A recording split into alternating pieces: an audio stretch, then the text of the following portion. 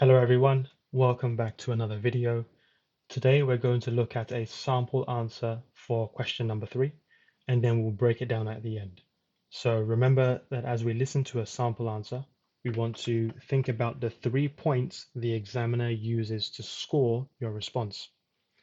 The 3 points are delivery, which includes pronunciation, pace and intonation, language use, which includes vocabulary and grammar, and then finally topic development, which means, do you actually answer the question and how is your answer organized? Okay, so here's the question. Have a look at the question. And now we are going to listen to the sample answer and we'll discuss afterwards. Okay. From the reading passage, it is stated that the greatest number a habitat can support is called the carrying capacity. The carrying capacity can either be stable or it can be changed depending on the resources available. In a biology class, a professor shared an example of the so-called carrying capacity about a specific red and black moth that is located in Europe. A plant named ragwort also lives in the area where these moths are located. These plants were the moth's source of food for many years, since there were more than enough supply of ragworts. Unfortunately, in one year, it didn't rain a lot in that place, making the ragwort not grow well. This situation made the moths decrease since they didn't have anything to eat.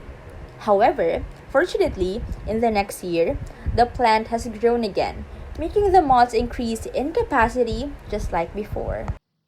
So now you've heard the sample answer. Why don't we break it down? We'll begin by talking about her delivery. And if you remember, delivery has to do with intonation, pronunciation, and pacing. In other words, speed. How fast are you talking? Now you notice her pacing is very natural and comfortable. It's easy to follow. You're not struggling to try and keep up with her because she's talking too fast. And you're also not like bored because she's talking too slow. She sounds conversational and natural. So always remember that when giving your answer, you want to sound conversational, like you are talking to someone standing in front of you. Okay. Uh, the same applies for intonation. Again, you want to sound conversational. So you don't want to sound like this in a monotone robotic voice, and you don't want to sound like you're reading a book. You want to sound conversational. So there should be a change in your pitch, go up and down, just like she did. The next thing to talk about is her pronunciation. Again, her pronunciation is very, very good. There's no real issue here. We can understand all of the words that she says. And I know some of you worry about your accent, but that's not very important. The main thing is, can someone else understand you clearly? Can they understand each word you say? So don't be too worried about your accent. Just focus on accurate pronunciation, saying each syllable and each sound clearly when you speak. So that's delivery. She did a very good job here. Now let's talk about her language use. We'll begin by discussing vocabulary. So what does she do here? Her vocabulary is appropriate for the topic. So she's talking about carrying capacity, and she uses words appropriate to describe the situation. She talks about the resources available in a particular habitat. She uses the phrase enough supply to describe the amount of food available. She talks about the increase and a decrease in the population of the moths. So the words she uses are appropriate for the task. She doesn't use any complicated words, just ordinary words are fine. Um, but the words she does use are suitable for the topic. And that's the key thing, that the words you use are suitable. And notice she doesn't repeat the same words over and over again, except for like the names. So for example, ragwort and moth.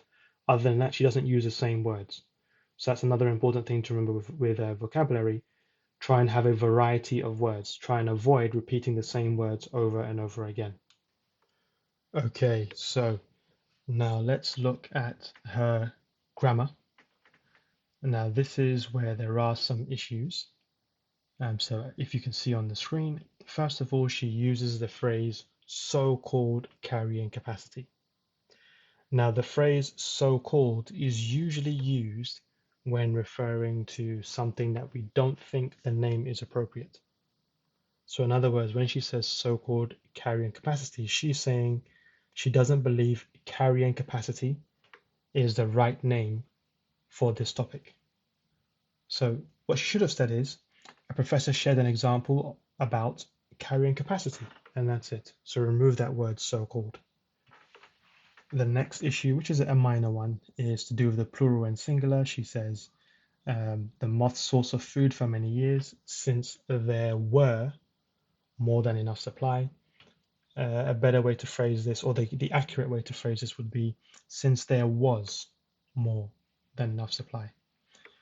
And then if we go down towards the end, you notice in her last sentence, she uses the phrase however, and then follows it by fortunately. This sounds weird. The best thing to have done here would have been to just pick one and use that. So she could have said, however, in the next year, or fortunately in the next year. It's very strange to use these two transitional phrases together. Just using one would have been better. But here is probably the biggest issue with her grammar. She says the next year, which was in the future from the time she was talking about, she says the plant has grown again. So the choice to use the present perfect when talking about the future is very strange, is inaccurate. So perhaps a better way to have phrased this would have been in the next year, the plant grew again, because we're talking about an event that started in the past and ended in the past. So that would have been the biggest grammar issue she has. Now, despite this, overall, the grammar isn't too bad. It doesn't really interfere with our understanding, so she can still score a high mark despite these mistakes. But it's always good to take note of grammar mistakes. Finally, let's talk about topic development. Her answer is well structured. She begins by giving the definition of the topic from the reading, and then she relates the example, the two parts in the example, which is what happened the first time round where the moths had sufficient food, and then had no food, and then what happened the following year when there was not enough rain, and then later the rains returned. So she divides it into two parts, and this is easy to follow. However, there are some issues which can make it a bit confusing to understand the ideas. So, for example, she refers to carrying capacity and relates that directly to the black and red moth. Now, carrying capacity refers to the habitat, not the living organisms in the habitat. So that's slightly confusing to phrase it that way.